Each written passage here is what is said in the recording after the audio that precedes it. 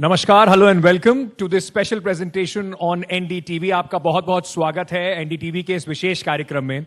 एक तरफ जहां पर सारी नजरें गुजरात के चुनाव पर लगी हुई हैं, वहां पे सारे बड़े बड़े नेताओं का लगातार कैंपेनिंग चल रही है, गुजरात को जीतने की जद्दोजहद चल रही है। वहीं दिल्ली में, देश की राजधानी में भी एक जबरदस्त कैंपेन इस वक्त चल रहा है, और वो कैंपेन है एमसीडी चुनाव से लेकर, यानी कि लोकल बॉडीज के चुनाव को लेकर। और उसी पे आज बात करने के लिए हमारे साथ मेरे सहयोगी शरद हैं, और शरद और हम मिलकर कोशिश करेंगे दिल्ली के मुख्यमंत्री अरविंद केजरीवाल जी ने जो हमें समय दिया है, उस समय में समझने की कि अरविंद केजरीवाल जी 15 साल से अगर जनता बीजेपी को ट्रस्ट कर रही है, तो आपका ऐसा क्या रोड मैप होगा कि इस बार यहां पर भी एमसीडी के चुनाव में भी आपका परचम रह रहा है। लेकिन उससे पहले आप सब जरा, इतने सारी जबरदस्त ऑडियंस है, ताली बजा के मुख्यमंत्री जी का स्वागत कर दीजिए।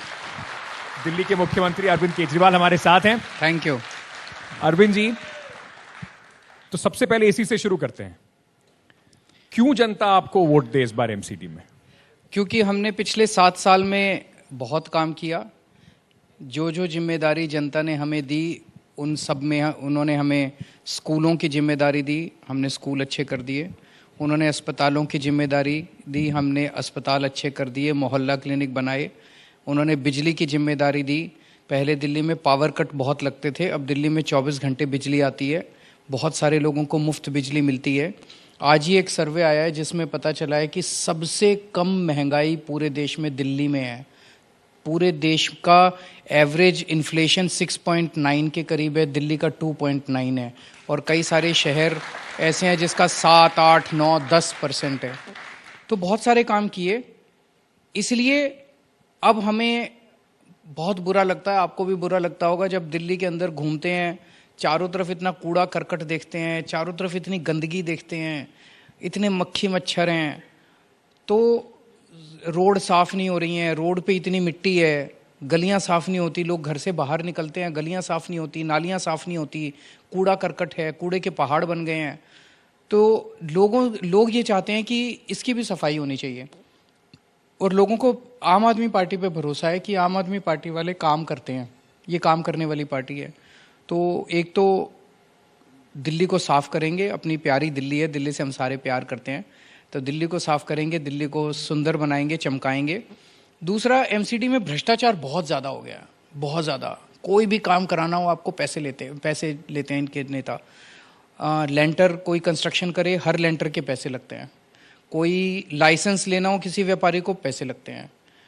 और इतना ज़्यादा लीकेज है, इतना ज़्यादा भ्रष्टाचार है। भ्रष्टाचार को ख़त्म करेंगे और लोगों के सारे काम बिना पैसे के होने चालू होंगे। एक, जैसे आपको पता होगा, दिल्ली में किसी ने छोटा सा छज्जा निकाल लिया मान लो, तो उसके पैसे लेने पहुंच जाते हैं ये लोग। इस तरह से बहुत सारे लोग हैं जिन्होंने माइनर वेरिएशंस कर रखे हैं अपने मैप से, उसको रेगुलराइज करने की एक स्कीम लेके आएंगे कि छोटी छोटी पेनल्टी लेके, नॉमिनल पेनल्टी लेके सबको रेगुलराइज कर दें, ताकि लोगों के दिमाग सर पे जो तलवार लटक रही है वो खत्म हो जाए। व्यापारी बहुत दुखी हैं एमसीडी से, व्यापारियों को बहुत काम पड़ते हैं, लाइसेंस लेने होते हैं, उनको किसी को भी सील कर देते हैं, फिर डीसील करने के पैसे लेते हैं। व्यापारियों को जितने काम एमसीडी से पड़ते हैं, सारे कामों को हम ऑनलाइन कर देंगे, आपको घर बैठे आपके सारे काम होंगे, जैसे दिल्ली सरकार में होने चालू हो गए हैं। व्यापारियों को से कन्वर्जन चार्ज और पेनल्टी चार्ज के नाम पे, पार्किंग चार्ज के नाम पे इन्होंने करोड़ों रुपए वसूले हैं, वो बंद किया जाएगा। रेडी पटरी वाले बहुत दुखी हैं, रेडी पटरी वाले, उनसे पैसे लिए जाते हैं, उनको आर्म ट्विस्टिंग की जाती है, उनसे एक्सटॉर्शन किया जाता है। उनके लिए वेंडिंग जोन बनाएंगे, और वेंडिंग जोन ऑर्गेनाइज्ड तरीके से होगा, सुंदर होगा, सबको लाइसेंस देंगे बैठने के लिए, ताकि वो अपनी रोजी रोटी कमा सके, कूड़ा करकट भी ना हो, और एक सुंदर वातावरण और अच्छी जिंदगी मिले।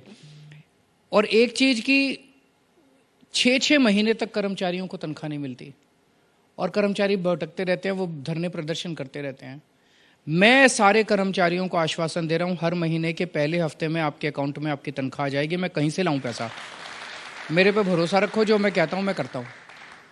अरविंद जी, कूड़ा आपने सबसे बड़ा मुद्दा बनाया, और नो डाउट कूड़ा बहुत बड़ा मुद्दा है, लेकिन कूड़े के जो पहाड़ हैं, ये जमीन पे कैसे आएंगे, कब तक आएंगे, और आप करेंगे कैसे, ताकि लोगों को यकीन हो, क्योंकि चुनावी वादा तो हो जाता है, लेकिन ये होगा कैसे, ये लोग जरूर जानना चाहेंगे। ये चुनावी वादा नहीं है, ये केजरीवाल की गारंटी है। और मैं जो भी कहता हूँ सोच समझ के सारा एक्सप्लोर करके कहता हूँ। आपको एक ही छोटी सी चीज़ बताऊंगा कि जब हमारी नई नई सरकार बनी दिल्ली में 5-7 साल पहले, लोग कहते थे सरकारी स्कूल कैसे ठीक करोगे, ये तो टीचर पढ़ाते नहीं हैं, टीचर तो आके पेड़ के नीचे बैठ के स्वेटर बुनती रहती हैं, ये है वो है, बड़ी गाली गलौज करते थे लोग। इन्हीं टीचर्स ने दुनिया की सबसे बड़ी शिक्षा क्रांति करके दिखाई है। तो स्कूल ठीक कर लिए, इतने शानदार नतीजे आने लग गए, स्कूल टीचर्स इतना अच्छा काम कर रहे हैं, तो कूड़े के पहाड़ भी ठीक हो जाएंगे। और जब इंसान चांद पे पहुंच गया तो ये तो कूड़े के पहाड़ है यार, ये तो कोई ऐसी बड़ी नीयत चाहिए होती है, श्रद्धा। अगर आपकी नीयत साफ है तो पूरी दुनिया के अंदर इसकी टेक्नोलॉजी मिल जाएगी। तो 2 काम करेंगे। पहली चीज तो नया कूड़ा उधर नहीं जाना चाहिए, नया कूड़ा उधर ना जाए, इसके लिए जो भी latest waste, solid waste management के कई तरीके हैं उनको लेके आया जाएगा। और जो एग्जिस्टिंग वहां पे लीगेसी वेस्ट है उसको जल्दी से जल्दी निपटाने के लिए इसके तरीके कब तक हो जाएगा ये? 5 साल के लिए मांग रहे हैं तो 5 साल के अंदर सारा काम करके दिखाएंगे। क्योंकि जब भी आप ये बात करते हैं, आप एक बार कूड़े के पहाड़ देखने भी गए थे, जैसे आप वहां पहुंचते हैं, आप वहां पहुंचे और आपने कहा देखिए कूड़े के पहाड़ है, मनोज तिवारी, बीजेपी के सारे नेता पहुंच गए यमुना के पास, कि अरविंद केजरीवाल की ये भी गारंटी थी, इसकी डेडलाइन बढ़ाते जा रहे हैं। तो वो कहते हैं कि आपकी ये नाकामी है, एक वादा आपने जो किया था वो तो पूरा कर नहीं पाए, नया वादा आप कर रहे हैं। देखिए, तर्क कुतर्क करने से तो समाधान नहीं निकलेंगे। ये वाला चुनाव नगर निगम का चुनाव है। यमुना दिल्ली सरकार का जो 2020 का चुनाव हुआ था उसमें यमुना मुद्दा था। 2020 के चुनाव में मैंने दिल्ली की जनता को कहा था कि 5 साल दे दो, 5 साल में मैं यमुना साफ कर दूंगा। 2025 के चुनाव में मैं उसमें डुबकी लगा के दिखाऊंगा, और अगर 2025 तक मैं यमुना साफ ना करूं मेरे को वोट मत देना। तो 2020 में मैंने दिल्ली की जनता से 5 साल मांगे हैं, तो 5 साल दे दो।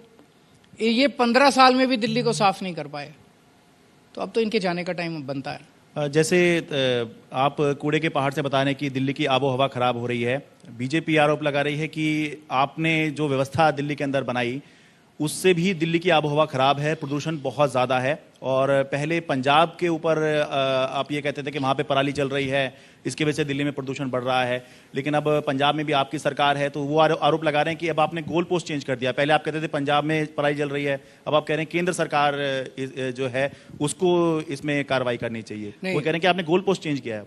2 चीज़ें हैं, अलग अलग है। दिल्ली के अंदर पोल्यूशन को लेके हम सेंसिटिव हैं। पूरे साल का अगर आप चार्ट देखें, दिल्ली के लोगों ने पोल्यूशन कम करने के लिए बहुत काम किए हैं। तो दिल्ली के लोगों ने जो काम किए हैं, जो एफर्ट्स किए हैं, उसको हमें अंडर एस्टिमेट या उसको वो नहीं करना चाहिए। दिल्ली के लोगों को मैं बधाई देना चाहता हूँ।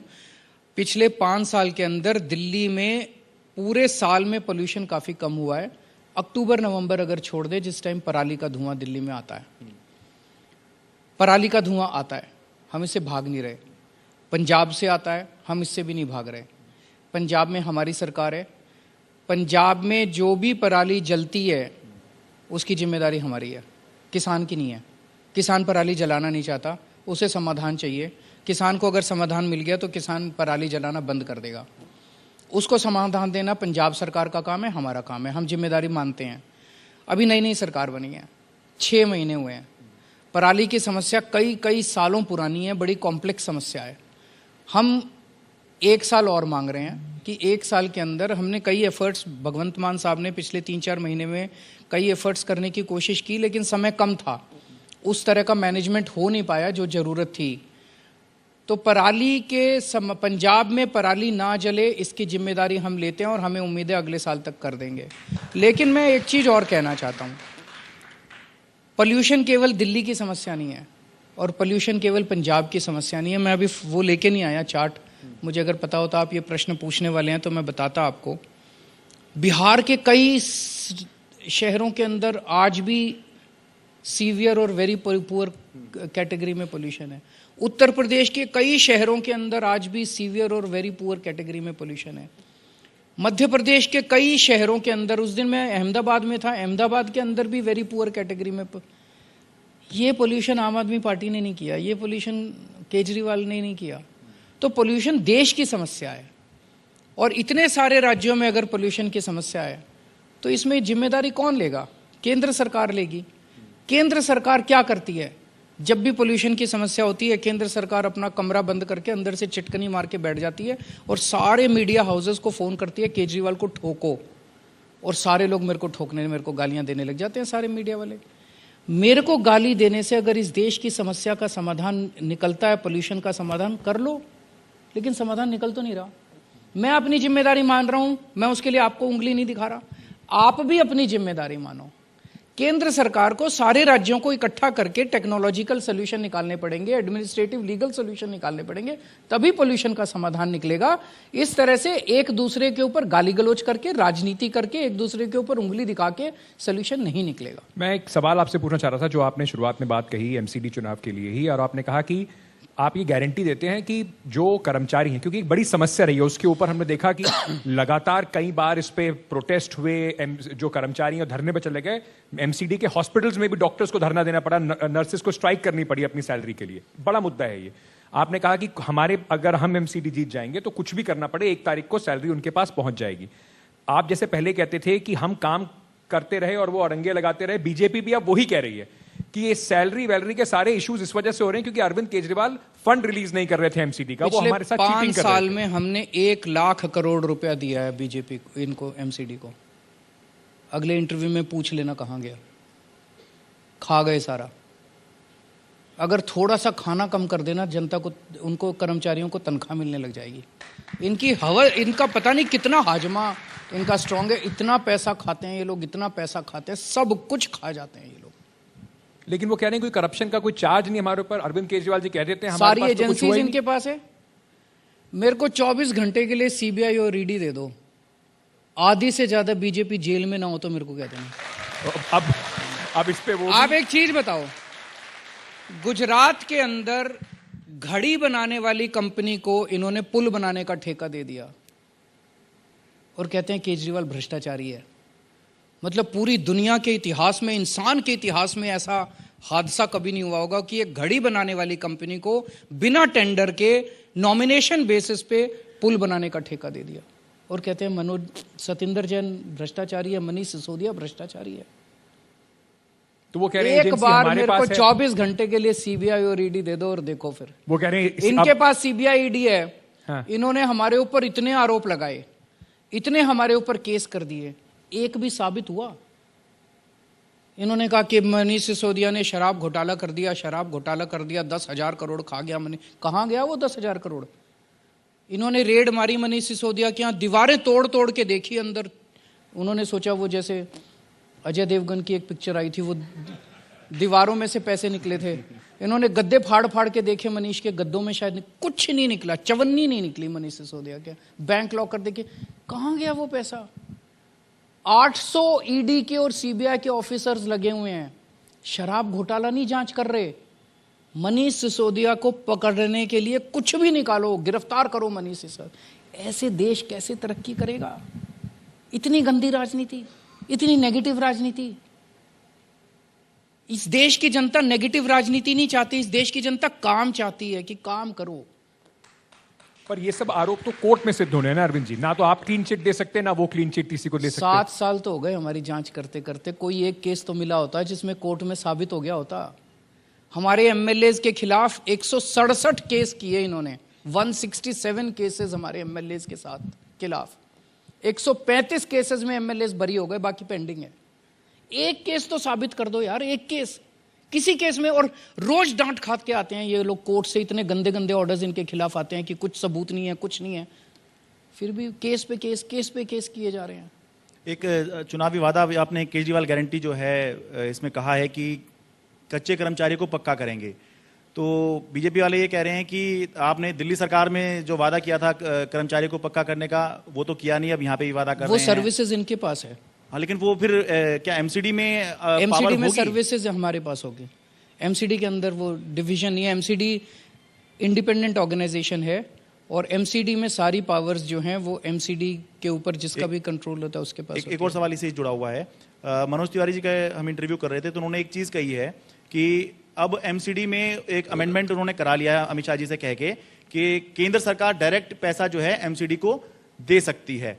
तो क्या आपकी नॉलेज में ऐसा कुछ है क्या? क्योंकि वो 2017 में भी यही कह रहा था। नहीं, वो कह रहे थे वो चुनावी वादा था और हमने पूरा कर दिया, वो ये कह रहे थे। मैंने उनसे मांग लेना, बोलो दिखा दो। झूठ बोलते हैं ये लोग। अच्छा, ऐसा कुछ नहीं है? ऐसा कुछ नहीं है। क्योंकि अगर ये सवाल इसलिए जरूरी है कि अगर ऐसा हो गया है नहीं, ऐसा तो कुछ फिर नहीं। कल को फिर ये होगा कि नहीं कर दें, वो अच्छी बात है। एमसीडी से को सीधे दे दे, अब हम आ रहे हैं एमसीडी में, तो सेंट्रल गवर्नमेंट सेंटर से सीधा दे दे। अरविंद जी, हमें कोई दिक्कत नहीं है, सीधा दे दे, टेढ़ा दे दे, इधर से दे दे, उधर से दे दे, कहीं से दे दे। और अगर ना दे तब भी चला लेंगे? ना दे तब भी चला लेंगे। चलिए, मैं एक सवाल आपसे पूछना चाह रहा था कि आपकी एक बड़ी जो बीजेपी बार बार क्रिटिसिज्म करती है वो ये एक कहती है। चीज मेरी आप दोनों से जी। अब बीजेपी को लेके बहुत ज्यादा ऑब्सेस्ड नहीं, हम लोग सिर्फ सवाल पूछ रहे हैं नहीं, क्योंकि मैं यही समझ सवाल रहा हूं। लोगों की जनता के लिए बड़े जरूरी सवाल हैं। सुनो आप दोनों बहुत अच्छे पत्रकार हैं, मैं आप दोनों की इज्जत करता हूं, लेकिन आप जितने क्वेश्चन पूछे आपने बीजेपी के पूछे नहीं, फिर सुनो जनता के पूछो। जनता से जुड़े हुए सवाल हैं। जनता रोज जब टीवी देखती है तो पत्रकार कहता है बीजेपी ने आपके ऊपर आरोप लगाया, आपको क्या कहना है? अरे मुझे कुछ नहीं कहना, मेरे को कहना है जब जनता मेरे से जो प्रश्न अरविंद जी, बस मैं एक बात बताता हूं जनता कि को जरूरी चाहिए क्यों है? सफाई, जनता को लेना देना, भ्रष्टाचार इतना हो रहा है एमसीडी के अंदर, जनता को बिल्डिंग डिपार्टमेंट इतना करप्ट हो गया, इनके नेता लेंटर पे पैसे मांगते हैं, जितनी ये होर्डिंग लगी हुई है ना दिल्ली में, इसी पे सवाल हो रहे आधी हैं। से ज्यादा इलीगल है। सवाल इसी पे हो रहे हैं क्योंकि बीजेपी इसलिए क्योंकि जनता को चुनना है आप में से और बीजेपी में से। लेकिन एक सवाल ये उठता है कि बार बार आप पर अटैक होता है और कहा जाता है कि अरविंद केजरीवाल की यूएसपी सिर्फ फ्री की रेवड़ी है।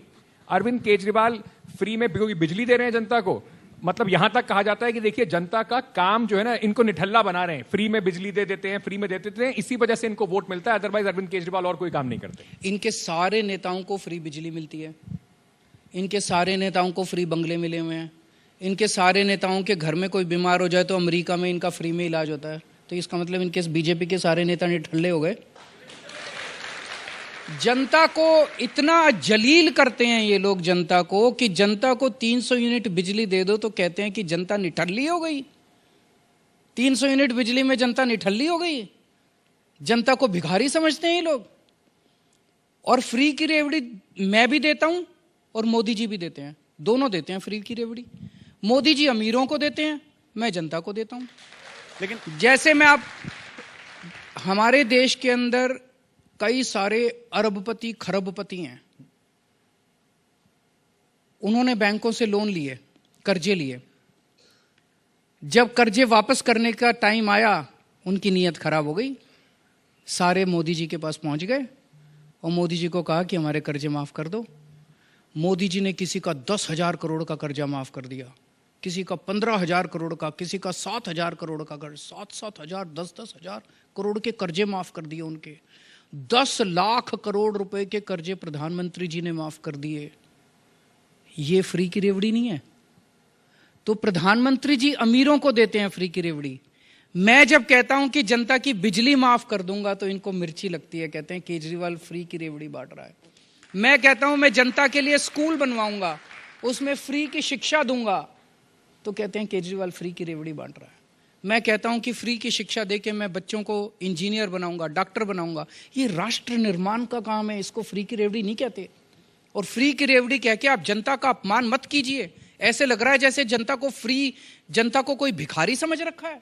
यही तो आपका काम था जब आप सरकार में आए थे कि जनता के लिए स्कूल बनाओ, अस्पताल बनाओ, कॉलेज बनाओ, उनको फ्री शिक्षा दो, उनको फ्री इलाज कराओ। उनका सरकार का ये काम नहीं है तो और क्या काम है? लेकिन अमीरों के लोन माफ करना, कर्जे माफ करना सरकार का काम है?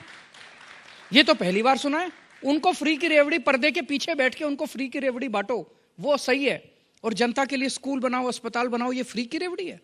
लेकिन क्या आपको लगता है कि इस पर आपको जनता में और लोगों को समझाने की जरूरत है कि ये फ्री की रेवड़ी जो है ये फ्री नहीं है, ये आप ही का पैसा है जो अलग तरीके से मैं आपको दे रहा हूं। मैं इसलिए कह रहा हूं क्योंकि दिल्ली में भी इस पे डिबेट चल रही है, गुजरात में भी इस पे डिबेट चल रही है, और जो लोग आपको सपोर्ट भी कर रहे हैं और ये मान रहे हैं कि आपकी वजह से जो है उनको बहुत फायदा हो रहा है, उसको भी कहीं जो है क्योंकि चर्चा हो रही है तो कहीं ऐसी फीलिंग आती है कि कहीं ये मुफ्तखोरी वाली बात तो नहीं है। और गुजरात में भी यही बात हो रही है कि केजरीवाल लालच बढ़ा रहा है, मुफ्तखोरी बढ़ा रहा है। क्या इस देश के अंदर एक बच्चा अगर पैदा होता है, उसको अच्छी से अच्छी, बेहतर से बेहतर शिक्षा मिलना क्या उसका अधिकार नहीं है? अगर उसके लिए सरकार अच्छे स्कूल का इंतजाम करती है और उसे फ्री की शिक्षा देती है, ये फ्री की रेवड़ी है। पूरी दुनिया में 37 अमीर ऐसे देश हैं, 37 डेवलप्ड कंट्रीज, रिच कंट्रीज, जो अपने बच्चों को फ्री की शिक्षा, सारे बच्चों को फ्री की शिक्षा देते हैं। वो अमीर हैं इसलिए फ्री की शिक्षा नहीं देते, वो अमीर इसलिए बने क्योंकि वो अपने बच्चों को फ्री की शिक्षा देते हैं। मैं मेरे देश को अमीर बनाना चाहता हूं। मैं केवल गरीबी दूर नहीं करना चाहता, मैं हर गरीब को अमीर बनाना चाहता हूं, और वो शिक्षा से होगा। मैं एक बार अगर सारे बच्चों को फ्री की शिक्षा दे दूंगा, हो सकता है एक पीढ़ी के बाद फ्री की शिक्षा देने की जरूरत ही ना पड़े, सब काबिल हो जाएंगे अपनी अपनी शिक्षा के लिए। मैं अगर इस देश के अंदर कोई बीमार होता है, भारत के अंदर कोई पैदा हुआ और वो बीमार होता है, क्या उसको अच्छा इलाज मिलने का अधिकार नहीं है? मेरे हिसाब से है। हर सरकार की पहली जिम्मेदारी है कि उसके लिए अच्छे अस्पताल और अच्छे मोहल्ला क्लिनिक का इंतजाम करे ताकि उसको अच्छे से अच्छा इलाज मिले। ये फ्री की रेवड़ी नहीं होती, हिंदू धर्म में इसको पुण्य कहा गया है। एक जो लगातार आप जिस तरीके से गुजरात में भी एक कैंपेन चल रही है, वहां पे भी आप काफी व्यस्त हैं, यहां पर दिल्ली में भी बीजेपी की तरफ से काफी सारे बड़े बड़े नेताओं को एमसीडी चुनाव के प्रचार में उतारा गया है। 20 तारीख को यहां पर बड़ी सारी रैलीज हुई जिसमें नड्डा साहब थे, 6 केंद्रीय मंत्री थे, 4 चीफ मिनिस्टर थे, एमपीज थे 14। आपको लगता है कि इतने बड़े पैमाने पर भारतीय जनता पार्टी इस चुनाव को ले जाने की कोशिश कर रही है, तो कहीं ना कहीं अरविंद केजरीवाल को फंसाने की कोशिश हो रही है, गुजरात जाए या दिल्ली में रहे? वो उनको इतना डर क्यों लग रहा है? इतने नेताओं को लाने की क्या जरूरत है? केजरीवाल एक छोटा सा आदमी है, मामूली सा 5 फुट 4 इंच का मेरा कद है। इतने बड़े बड़े, इतने विशाल विशाल बड़े बड़े नेता आ रहे हैं, क्यों? इसलिए क्योंकि 15 साल कोई काम नहीं किया इन्होंने। अगर काम कर देते इतने नेता लाने की जरूरत नहीं पड़ती। काम बोलता, आज हमारा काम बोलता है, जनता हमारे काम की तारीफ करती है। लेकिन जिस तरह से डेली बीजेपी सुबह प्रेस कॉन्फ्रेंस करती है और अपना प्रचार कर रही है, वो मुद्दे को भटकाना चाहती है। वो एमसीडी पे डिबेट नहीं करना चाहती। वो रोज एक नए नए वेब सीरीज निकाली हुई है इन्होंने, डेली एक मनोहर कहानियां लेके आती है, कोई ना कोई एक वीडियो ले आती है, कभी कोई स्टिंग ले आती है, कभी कोई जनता का ध्यान भटकाना चाहती है। लेकिन मेरा ये कहना था कि जिस तरीके से या जिस अंदाज में बीजेपी इन दिनों काम कर रही है, ऐसा लग रहा है कि ये जो अंदाज था, ये जो बीजेपी ने इन दिनों किया हुआ, ये आम आदमी पार्टी का अंदाज था कि पूरी तैयारी के साथ आएंगे और जोरदार आक्रामक तरीके से मैदान में उतरेंगे। आम आदमी पार्टी आक्रामकता और तैयारी कुछ कम नहीं लग रही है? आम आदमी पार्टी ने कभी झूठ नहीं बोला। आम आदमी पार्टी फर्जी स्टिंग नहीं करती। आम आदमी पार्टी मुद्दों से नहीं भागती। हम भी बड़े फर्जी स्टिंग कर सकते हैं। मैंने देखा अभी 2-3 दिन पहले इन्होंने एक स्टिंग निकाला। दो लोग बैठे हैं, कोई नहीं जानता कौन है वो दो। एक कह रहा है तेरे को इतने लाख रुपए दिए थे, तू आम आदमी पार्टी से टिकट क्यों नहीं दिलवाई तूने? तो पहली चीज तो आम आदमी पार्टी में पैसे से टिकट नहीं मिलती, ये साबित हो गया। और वो दो कौन है, क्या है? ऐसे तो हम भी वीडियो बना लेंगे, हम भी 10 वीडियो बना सकते हैं, झूठे वीडियो। हम वीडियो बना के वोट नहीं मांग रहे झूठे वीडियो पे, हम अपने काम के आधार पे वोट मांग रहे हैं। पर इन्होंने 15 साल में कोई काम नहीं किया। 15 साल में मेरे को गाली देने के सिवा, मेरे खिलाफ फर्जी स्टिंग, फर्जी जांच के सिवा कोई काम नहीं किया। अब ये मुद्दे, ये इतनी इनकी हिम्मत ही नहीं है कि एमसीडी चुनाव में एमसीडी की बात कर लें। अरविंद जी, आपको नहीं लगता लेकिन इससे कुछ मतलब परसेप्शन में डैमेज होगा? क्योंकि एक आपके एमएलए हैं, उनका भी वीडियो आया, वहां पर भी एक बड़े आक्रामक लोग थे। एमएलए नहीं था उस वीडियो में, 2 लोग बैठे हुए आपस में बात कर रहे हैं, एमएलए कहीं नहीं था। नहीं, गुलाब के ऊपर हमला हुआ, मतलब इस तरीके से गुलाब के ऊपर हमला हुआ, कोई अंदर उसको लेके विवाद था, टिकट को लेके कई पार्टियों के अंदर विवाद होता है, हमारे यहाँ तो सबसे कम हुआ है। किसी को टिकट मिलनी थी, किसी को टिकट नहीं मिली, तो आपस के झगड़ा हुआ था वो। लेकिन एक मामले में तो एसीबी ने केस भी दर्ज किया हुआ है और सारों को जेल डाल दो, सारों को जेल डाल दो। ये बताओ 15 साल में तुमने क्या किया? केजरीवाल को भी जेल डाल दो, मनीष सिसोदिया को भी जेल डाल दो, सत्येंद्र जैन को भी जेल डाल दो, हमारे 62 एमएलए हैं, सबको जेल डाल दो, सारे मंत्रियों, हम सारे गंदे लोग हैं। तुम ये बताओ तुमने 15 साल में क्या किया? नहीं, वो ठीक है, लेकिन ये तो जांच का विषय है कि किसने स्टिंग किया, कितना 7 साल में इन्होंने जांच में कोई कसर छोड़ी है? जब से मेरी सरकार बनी है ये जांच ही जांच करवा रहे हैं, जांच ही जांच करवा रहे हैं। पिछले एलजी से भी कितनी जांच कराई थी। उसके बाद एक शुंगलू कमेटी बनाई थी इन्होंने, 3 अफसरों की, बड़े बड़े अफसरों की। उन्होंने 400 फाइल देखी हमारी। जांच में बताओ कौन एक केस बता दो जो साबित हो गया हो।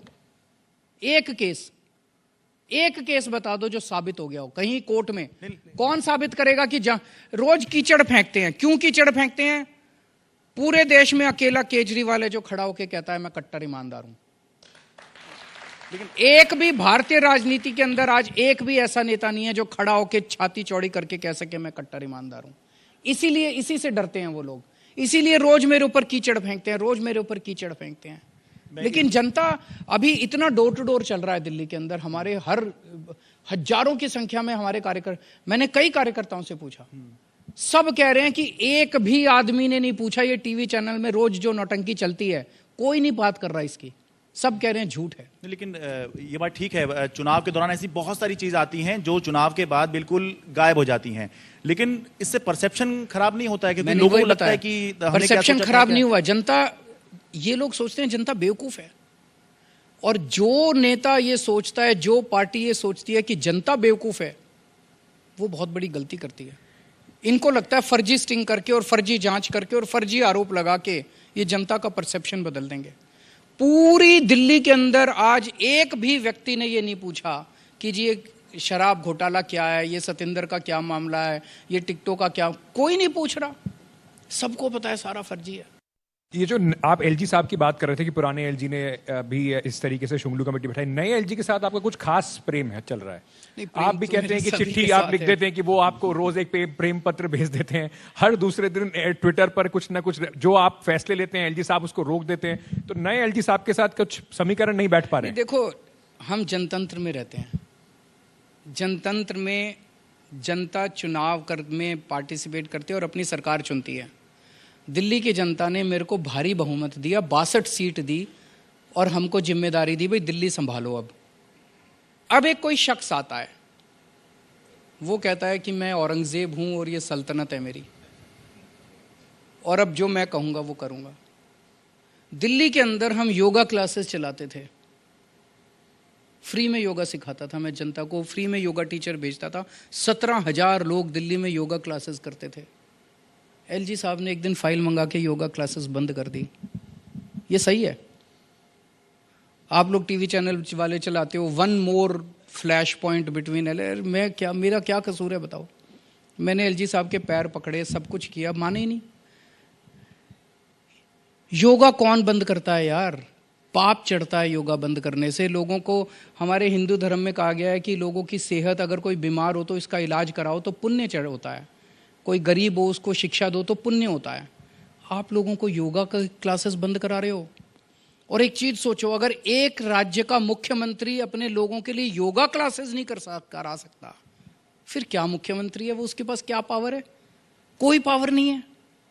फिर तो जनतंत्र ही नहीं है, फिर तो ये मुगलों का जमाना आ गया कि एक औरंगजेब है, उसकी सल्तनत है और वो सारे निर्णय लेता है। ये तो ठीक नहीं है। इसके लिए तो आजादी की लड़ाई नहीं लड़ी थी ना। भगत सिंह शहीद हुए थे, फांसी चढ़ी थी भगत सिंह को, इसलिए थोड़ी लड़ी थी कि एक दिन जो है दिल्ली के ऊपर एक और औरंगजेब राज करेगा, इसके लिए थोड़ी लड़ी थी यार। इसलिए लड़ाई लड़ी थी कि एक दिन जनतंत्र आएगा हमारे देश के अंदर। जनतंत्र का गला घोंट दिया इन लोगों ने। जुड़ा एक सवाल एक पूछना आपसे इसलिए चाहता हूं क्योंकि चुनाव एमसीडी के जो थे वो अप्रैल में ड्यू थे, चुनाव थोड़े लेट हुए, एमसीडी को यूनिफाइड कर दिया गया और अब जैसे शरद भी कह रहे थे, मनोज तिवारी साहब कह रहे थे कि सीधा पैसा सेंटर से आया करेगा, एक यूनिफाइड एमसीडी हो जाएगी। 250 वार्ड हैं उस एमसीडी के। आपको लगता है कहीं ना कहीं शायद मंशा ये है कि मेयर जो है उसको इतना मजबूत कर दिया जाए, अगर इस तरह की चीजें होती हैं, मान लीजिए सेंटर से पैसा आता है और बीजेपी का मेयर यहां पर होता है, जिसको चीफ मिनिस्टर के समानांतर खड़ा कर दिया जाए, मेयर के समतुल्य मुख्यमंत्री। शुभ शुभ बोलो यार, दिल्ली में हमारी एमसीडी में हमारी सरकार आ रही है, हमारा मेयर बनेगा। मैं तो आपसे पूछ रहा हूं, आपको लगता है इसके पीछे मंशा ये है कि उसके पीछे सीएम के साथ समानांतर खड़ा कर दिया जाए? उसके पीछे मंशा एक ही थी इनकी, चुनाव को पोस्टपोन कराना। ये बहाने थे, डिलिमिटेशन। बताओ, 272 से 250 वार्ड कर दिए। ये दुनिया में कौन सी ऐसी एडमिनिस्ट्रेटिव इंटेलिजेंस थी कि 272 से 250 वार्ड कर दिए जाएंगे तो दिल्ली की व्यवस्था बड़ी अच्छी हो जाएगी? मतलब ये क्या था? ये तो नौटंकी थी, बहाना था दिल्ली के चुनाव टालने का। इनको लगा कि 6 महीने चुनाव टाल देंगे तो जनता जो है वो शायद बीजेपी को वोट दे दे। जनता बीजेपी को वोट नहीं दे रही। जनता को आम आदमी पार्टी की नीयत पे भरोसा है, हमारे काम पे भरोसा है। जनता ने हमारे को परख लिया। अभी तक जितनी जिम्मेदारियां दी हमने अच्छा काम किया है। आगे भी दिल्ली को साफ सुथरा करेंगे, कूड़ा हटाएंगे, दिल्ली को अच्छा बनाएंगे। जो सवाल अंकित पूछ रहे हैं उसी में कि जब ये एमसीडी 1 की 3 की गई थी, उसमें एक तो लॉजिक ये दिया गया था कि बेहतर व्यवस्था हो पाएगी, और दूसरा पॉलिटिकल रीजन ये माना गया था कि मुख्यमंत्री उस समय शीला दीक्षित हुआ करती थी, तो जो मेयर हैं वो उनके समतुल्य ना पहुंच पाए, तो 3 हिस्सों में बांट दो। तो इसीलिए जो है जो ये कार्रवाई हुई, अब पहले 1 का 3 कर दिया, अब 3 का 1 कर दिया। तो इसीलिए ये दोनों सवाल उठे कि कैसे तो व्यवस्था अच्छी हो जाएगी, क्योंकि 1 का 3 करके देख लिया, अब 3 का 1 कर दिया, तो व्यवस्था कैसे अच्छी होगी, और पॉलिटिकली मुख्यमंत्री के समतुल्य कुछ रखा जाए। व्यवस्था अच्छी केवल एक चीज से होगी, अच्छी नीयत से होगी। हमारी नीयत अच्छी है, हम काम करना चाहते हैं, हम दिल्ली को साफ करना चाहते हैं। तुम 3 कर लो, 4 कर लो, 10 कर लो, 1 कर लो, उससे फर्क क्या पड़ता है यार। अगर तुमने काम करना है तो 3 में भी अच्छा काम कर सकते थे, और लूटना है तो 1 में भी लूटोगे तुम लोग।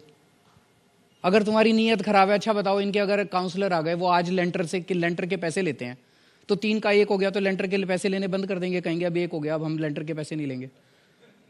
पैसे तो फिर भी खाएंगे वो। अगर पूरी दिल्ली के अंदर इलीगल होर्डिंग लगे हुए हैं, तो पहले 3 थी तब भी लीगल होर्डिंग लगे थे, अब 1 हो जाएगी तब भी लीगल। जिनकी नीयत खराब है, जिनके मन में चोर है, जिनको डाका डालना है, वो तो फिर भी करेंगे। हमारी नीयत साफ है, ईमानदार लोग हैं, चाहे 3 हो चाहे 1 हो, हम अच्छा काम कर देंगे। लेकिन लेंटर बड़ा इशू है दिल्ली के अंदर, लोग जानते हैं, तो क्या आपका शासन आ जाएगा तो जब 10 दिसंबर के बाद से दिल्ली के अंदर कोई भी लेंटर के पैसे नहीं मांगेगा। आपने बहुत सारे वादे जनता के लिए कर दिए। अब जनता 7 तारीख के बाद आपसे पूछना शुरू कर देगी। लेकिन जैसे आपने कहा, आपको कि जो टीवी में जो भी कुछ चलता है उससे फर्क नहीं पड़ता, परसेप्शन पे जनता के फर्क नहीं पड़ता, लोगों का जो भी मन है उन्होंने अपना बना लिया है। लगातार हर रोज, खासतौर से एक मंत्री के खिलाफ आपके वीडियो रोज निकल के बाहर आते हैं। अरविंद केजरीवाल भी वो वीडियो देखते होंगे, क्योंकि हर समय वो वीडियो चलते हैं, टीवी पर भी चलते हैं। उसका आपको नहीं लगता कि पार्टी की साख पर, दिल्ली की सरकार पर, आपकी पर्सनल साख पर असर पड़ता है? बता तो दिया कितनी बार यार, जनता पूछ ही नहीं रही। आप लोग अपने टीवी चैनल, मेरा भी थोड़ा सा, आप लोग भी थोड़ा जनता में घुमा करो, जनता क्या बात कर रही है, पूछा करो जनता से। जैसे शरद जी, आपको मैं देखता हूँ, आप बाजारों में घूमते रहते हो, किसी ने दिल्ली में आपसे एक भी आदमी ने इस बारे में बात की? मैंने आपके सारे वो देखे, किसी ने बात नहीं की। दिल्ली में लोगों ने ये नहीं पूछा, लेकिन अगर विपक्ष सवाल उठा रहा है तो हमारा तो धर्म है पूछना आपसे। विपक्ष ने तो काम नहीं किया यार। विपक्ष की राजनीति मत करो, जनता की राजनीति करो। लेकिन अरविंद जी, ये इसलिए भी जरूरी है, इसलिए मैं बार बार बोल रहा हूं, भाजपा ने ये कहा, भाजपा ने ये कहा, भाजपा ने ये कहा, आपको क्या कहना है? एक आम आदमी देख रहा है यार, ये भाजपा ने ये कहा, फिर केजरीवाल ने ये कहा, फिर उसने ये कहा। जनता कहती है मेरे घर का खर्चा नहीं चल रहा यार, महंगाई हो गई। ये टीवी वाले महंगाई की कब बात करेंगे? जनता कहती है यार मेरे बच्चे को रोजगार नहीं मिल रहा, नौकरी नहीं मिल रही, वो घर दर दर की ठोकरें खा रहा है। ये टीवी वाले रोजगार की बात ही नहीं करते। आज गुजरात के अंदर जब मैं जाता हूं और मैं कहता हूं कि मैं तुम्हारी 1 मार्च के बाद से बिजली मुफ्त कर दूंगा, मैं उनको कहता हूं मैं तुम्हारे बच्चों के स्कूल बना दूंगा, मैं तुम्हारे बच्चों का भविष्य बना दूंगा, लोग कहते हैं यार ऐसी बातें तो आज तक कभी किसी नेता ने नहीं की, राजनीति में ऐसी बातें होती नहीं थी, राजनीति में तो गाली गलौच होता था, इसीलिए जनता हमें पसंद करती है। मैं उनको जाके कहता हूं मैं तुम्हारे लिए खूब सारे अस्पताल बनाऊंगा, वहां पे तुम्हारे परिवार का इलाज मुफ्त कर दूंगा। जनता कहती है यार ये तो नई किस्म की राजनीति आ गई। पहले किसी, ना बीजेपी ने कभी कहे कि हम स्कूल बनाएंगे इसलिए वोट दो, ना कांग्रेस ने कभी कहे कि हम अस्पताल बनाएंगे इसलिए। पहली बार इस देश के अंदर एक ऐसी पार्टी आई है जो कह रही है तुम्हारे लिए स्कूल बनाएंगे, तुम्हारे लिए बिजली का इंतजाम करेंगे, करके आए हैं दिल्ली में, पंजाब में भी कर रहे हैं, तुम्हारे लिए भी करेंगे। जनता को बहुत पसंद आ रहा है। जनता की बात जब आप करते हो, जैसे आप जो कह रहे हो बीजेपी वालों ने ये कहा, बीजेपी, आपको क्या कहना? मुझे कुछ नहीं कहना बीजेपी वालों पे, वो जो मर्जी कहते रहे, जो मर्जी गालियां देते रहे। सर ये सवाल इसलिए उठा है, मैं बीजेपी के कोई जवाब देने को तैयार बीजेपी नहीं जवाब हूं। मत मैं दीजिए। जनता के जवाब दूंगा। वोट इन्होंने दिया था, आप जनता, वोट इन लोगों ने दिया था मेरे को, एक बीजेपी ने सेकंड। वोट नहीं दिया था। नहीं, बिल्कुल सही बात है। लेकिन अरविंद जी, आप, ये वही जनता है जब आप एक जमाने में अपनी राजनीति में ये सवाल उठाते थे, जब आप पॉलिटिकल पार्टी बनाने के बाद भी सवाल उठाते थे, जब आप चुनाव लड़ने में, तो ये जनता वो सवाल भी सुनती थी जो अरविंद केजरीवाल उठाते थे, क्योंकि अरविंद केजरीवाल जनता के सवाल उठाता। वीवीआईपी मैं जैसे ट्रीटमेंट पर आप सवाल उठाते थे। सुनो, आज दिल्ली की जनता को स्कूल चाहिए, मैं स्कूलों पे आवाज उठाता हूं। एलजी साहब ने 2 साल तक मोहल्ला क्लिनिक की फाइल पास नहीं करी। जब केजरीवाल ये मुद्दा उठाता तो ये जनता का मुद्दा है। अगर 2.5 साल तक एलजी साहब मोहल्ला क्लिनिक की फाइल लेके बैठे रहे, अगर वो फाइल टाइम पे पास हो जाती तो 250 क्लिनिक और बन चुके होते अभी दिल्ली में। 2 साल तक एलजी साहब सीसीटीवी कैमरों की फाइल लेके बैठे रहे। अगर वो टाइम पे पास हो जाते, उसके बाद आप लोगों को याद होगा, मैं, मनीष जी, गोपाल राय, उनके ड्राइंग रूम में हम धरना देके आए थे, तब सीसीटीवी की फाइल क्लियर हुई थी। इस तरह से हमने काम कराए हैं दिल्ली के। तो जो मैं मुद्दे उठाता हूं, मैं जनता की आवाज बोलता हूं, जनता के दिल की बात बोलता हूं। वो जनता को कोई लेना देना नहीं है यार, इसने ये कर दिया, उसने ये कर दिया, इसने ये कर दिया, फर्जी स्टिंगलर, इससे जनता को कोई लेना देना नहीं है यार। लेकिन ये बात आप उठाते थे कि जो अभी भी आप जैसे कह रहे हैं कि नेताओं को फ्री बिजली मिलती है, वीवीआईपी कल्चर जो है उसके खिलाफ आप काफी बात करते थे। यही आरोप लग रहा है कि आपके एक मिनिस्टर को सारी सुविधाएं जेल में मिल रही हैं। उस पर मुख्यमंत्री कुछ तो रिएक्ट करेंगे ना सर, क्योंकि लोग जानना चाहते हैं कि लगातार आपसे पूछा जाता है कि आप पहले तो आपको किसने बताया, 1 मिनट, आपको किसने कहा कि वीवीआईपी सुविधाएं मिल रही है? जो फुटेज सामने आ रही है वो हम तो उसको फुटेज आपको किसने दी? बीजेपी ने रिलीज करी। बीजेपी के पास कैसे पहुंची? वो तो सर बीजेपी बताएगी। आपने पूछा नहीं उनसे? एक मिनट हमने पूछा बीजेपी से। हाँ। हमने पूछा बीजेपी से, उन्होंने कहा तिहाड़ जेल ने दिया। उसी के खिलाफ आपने एक एप्लीकेशन भी लगाई कि भाई तिहाड़ जेल में किसने दिया। ये जितनी सो कॉल्ड वीवीआईपी सुविधाएं आप बोल रहे हो, इन्होंने कोर्ट में दाखिल की कि वीवीआईपी सुविधाएं मिल रही है। कोर्ट ने तो कोई ऑर्डर नहीं दिया। तो अब ये एनडीटीवी तय करेगा कि बीजेपी तय करेगी? कोर्ट तय करेगा ना कि वीवीआईपी सुविधाएं थी कि नहीं थी, या आप लोग तय करोगे? कोर्ट तय, 1 मिनट, कोर्ट तय करेगा। कोर्ट ने तो कोई ऑर्डर नहीं दिया। इसका मतलब सतिंदर जैन को जो भी फैसिलिटीज मिल रही है वो जेल मैनुअल के हिसाब से मिल रही है। वो उसमें रोटी खा रहा है यार, कह रहे हैं रोटी क्यों खा रहा है?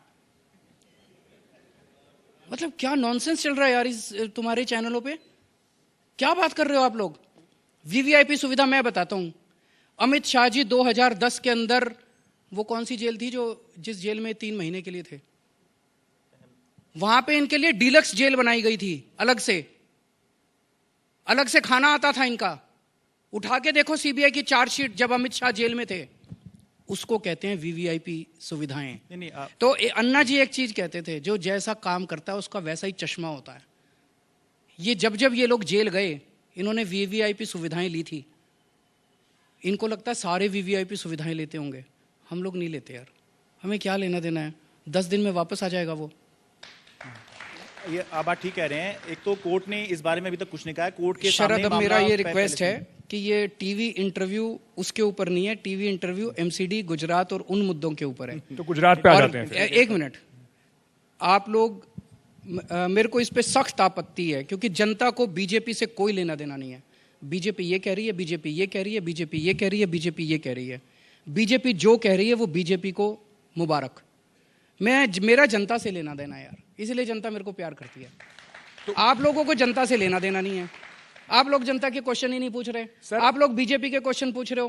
आप लोगों को इससे 1 मिनट बात करिए। वो जनता की मेरे को 2 घंटे बात करनी है कचरे पे। चलिए शुरू करते हैं, 2 घंटे इसी पे बात करते हैं। 2 घंटे आप लोग कुछ बात कर लेते हैं। 10 मिनट उस पे बात करके बीजेपी ये कह रही है, बीजेपी ये कह रही है, बीजेपी, अरे बीजेपी गई भाड़ में और केजरीवाल गया कुएं में।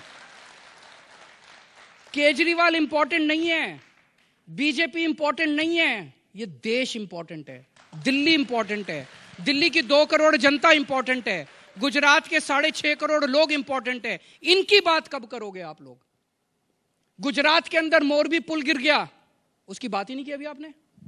घड़ी बनाने वाली कंपनी को इन्होंने ठेका दे दिया बिना टेंडर के पुल बनाने का, आप बात ही नहीं करते हैं। सर आपने करी ना बात? नहीं तो मैं ही करता हूं बात। वो तो आप करेंगे ही ना सर। आप नहीं करते ना। हम क्योंकि दिल्ली में बैठे हुए हैं इसलिए दिल्ली की बात कर रहे थे। तो आप दिल्ली की भी बात करो ना। दिल्ली यार, ये मैं ये समझने की कोशिश कर रहा हूं कि क्या जर्नलिज्म बस इस तूतू में का जर्नलिज्म बच गया है? उसने आप पे ये आरोप लगाए, आपको इस पे क्या कहना है? उसने आपको ये गाली दी, आपको इस पे क्या कहना है? आज शाम को मुझे पता चला इनके बहुत बड़े नेता ने कहा है कि केजरीवाल की पिटाई करेंगे, केजरीवाल को मारेंगे, जहां जाएगा हम पीटेंगे। ये राजनीति है? पीट लो मेरे को पीटने से अगर इस देश की समस्याओं का समाधान, अब इससे मेरे पर क्वेश्चन पूछो तो उसने ये कहा, आपको इस पे क्या कहना? बस यही चलेगा। ये क्या पत्रकारिता है यार? उन्होंने आपको ये कहा, आपको क्या कहना है? इसने आपको ये कहा, आपको क्या? मेरे को कुछ नहीं कहना यार। मैं जनता की बात, जनता के घर में चूल्हा नहीं जल रहा, जनता को नौकरी नहीं मिल रही, जनता को रोजगार नहीं मिल रहा, जनता के बच्चों को, एक आम आदमी को शिक्षा देना कितना मुश्किल हो गया, अपने बच्चों को पढ़ाना कितना मुश्किल हो गया, फीस पे फीस बढ़ाते जाते हैं प्राइवेट स्कूल वाले। इसकी कभी चर्चा हुई है? कभी चर्चा नहीं हुई। किस तरह की नौटंकी चल रही है इस देश के अंदर? रोज सवेरे 9 बजे एक वीडियो आ जाता है। क्या इससे देश आगे बढ़ेगा? क्या इससे देश की समस्याएं दूर होंगी? नहीं होंगी। थोड़ा सोचना आज रात को आप दोनों घर जाके। सर, हम लोग हर बार सोचते हैं, और मुझे आप, जैसे कि आपको लगता है हम आपको राजनीति नहीं सिखा सकते, लेकिन हमें भी कहीं ना कहीं लगता है कि जनता को शायद इन मुद्दों से फर्क पड़ता हो। आपको लगता है नहीं पड़ता होगा, बिल्कुल सही बात है। लेकिन मैं आपसे पूछना चाहता हूं, तो गुजरात इसलिए आप ये बार बार मुद्दे उठाते हो ताकि उनको फर्क पड़े। अभी तक अगर नहीं पड़ा तो पड़े। सर, एक जमाने में आप भी ऐसे ही मुद्दे उठाया करते थे, लेकिन मैं आपसे पूछना चाहता हूं, गुजरात की आपने बात करी, कैंपेन वहां पर भी बड़े चरम पर चल रहा है। गुजरात का आज अरविंद केजरीवाल का क्या असेसमेंट है? गुजरात में क्या आपके लिए काम कर रहा है और कहां अभी कमी है?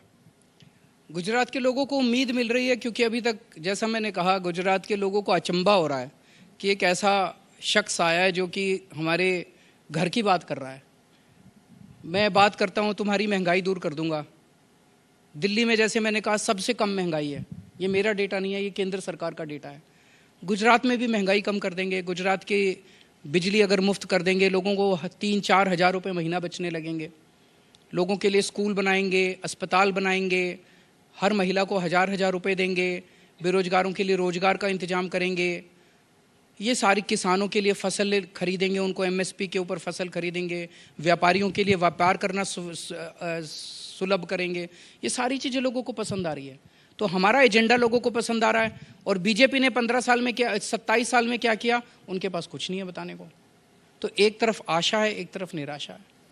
7 और 8 तारीख को क्या उम्मीद है अरविंद केजरीवाल को? 7 में दिल्ली, 7 तारीख को एमसीडी जीतेंगे और 8 तारीख को गुजरात जीतेंगे। सीटें प्रिडिक्ट करना चाहेंगे? सीटें गुजरात के लिए और दिल्ली के लिए? दिल्ली में मेरा अपना असेसमेंट है 230 से ज्यादा सीट आनी चाहिए। 250 में से? 250 में से। बीजेपी की 20 से कम आएंगी। और ये भी मैं आपको क्लियर कर दूं, इस देश के लोग नेगेटिव राजनीति पसंद नहीं करते, गाली गलौज पसंद नहीं करते। ये कहते हैं केजरीवाल को पीटेंगे, केजरीवाल राक्षस है, केजरीवाल को मारेंगे, ये सब पसंद नहीं करते। लोग कहते हैं काम करो। अप्रैल के महीने में जब इन्होंने चुनाव टाला था, मेरा असेसमेंट था हम 270 में से 200 सीटें आ रही थी हमारी। 6 महीने के अंदर इन्होंने इतना गंदा किया है, इतना गंदा किया है, इतने काम रुकवाए इन्होंने एलजी साहब से। लोग रोज देख रहे हैं कि किस तरह से एलजी साहब काम रोक रहे हैं और किस तरह से केजरीवाल संघर्ष कर रहा है, उनके लिए लड़ रहा है, दिल्ली के लोगों के लिए लड़ रहा है। आज 6 महीने के अंदर इनका इतना बुरा हाल हो गया आज इन लोगों का कि 200-250 में से 20 से ज़्यादा इनकी सीट नहीं आएंगी। और इनको अपने बड़े बड़े मंत्रियों को बुलाना पड़ रहा है कि 20 सीट आ जाए, किसी तरह से जमानत जब्त ना हो। गुजरात के अंदर आम आदमी पार्टी की सरकार बनेगी। कॉन्फिडेंस है पूरा आपको? मुझे लगता है। जो वैसे तो जनता जनार्दन होती है जनतंत्र के अंदर, जनता जो भी, लेकिन मेरा अपना असेसमेंट है कि आम आदमी पार्टी की सरकार बनेगी। प्रधानमंत्री जी के गृह राज्य में आपको लगता है कि सरकार आपकी बनने वाली है? देखिए, किसी भी राज्य के ऊपर या किसी चीज के ऊपर भी किसी की बपौती नहीं होती है, जनता तय करती है। और जनता काम के ऊपर तय करती है। जनता ये देखती है कि कौन ऐसा है जो हमारी जिंदगी बेहतर कर रहा है। आपको क्यों लगता है कि वहां पर प्रधानमंत्री जी की रैलीज वैलीज होती हैं, वो आपका नाम नहीं लेते, वो कांग्रेस को ही कहते हैं कि कांग्रेस हमारी अपोनेंट है? दोनों के अंदर बहुत प्यार है, बहुत मोहब्बत है। जैसे मैंने एक और भी जगह बोला था कि जैसे लड़का लड़की होते हैं तो छुप छुप के मिलते हैं, प्यार हो जाता है दोनों में, छुप छुप के मिलते हैं।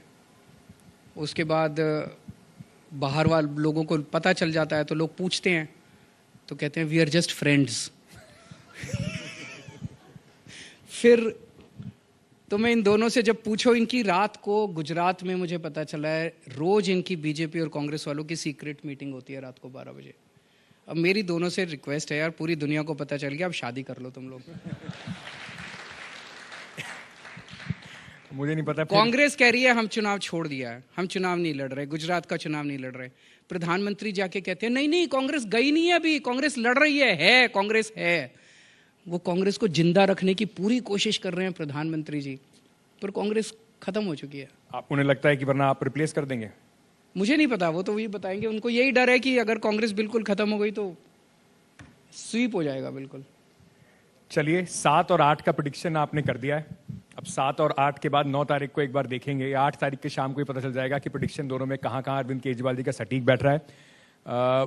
क्योंकि ये एमसीडी का टाउन हॉल था, आपने हमारी भी क्लास लगाने की कोशिश करी कि सवाल नहीं पूछ रहे हो। अंत में जाने से पहले मैं जनता को ये बताना जरूर चाहूंगा, टोक्यो के बाद सबसे बड़ी एमसीडी अगर कहीं की है या लोकल बॉडी कहीं की है तो वो दिल्ली की है।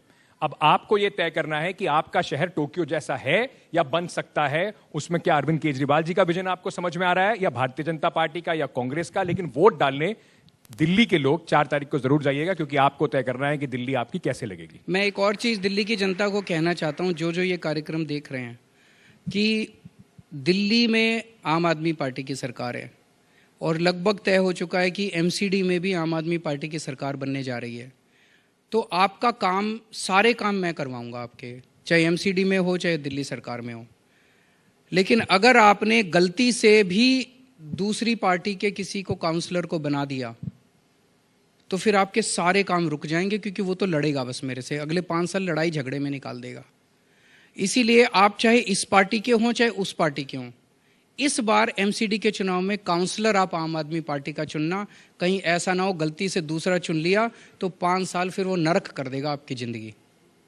बढ़िया अपील की अरविंद केजरीवाल जी ने। अगली बार ये भी कहेंगे प्रधानमंत्री भी आम आदमी पार्टी से बना दीजिए, सारे काम बिल्कुल ठीक होने लगेंगे। डबल इंजन की सरकार कहती है, वैसे आप भी कह रहे हैं डबल इंजन की सरकार है। डबल इंजन की नहीं, नए इंजन की सरकार है।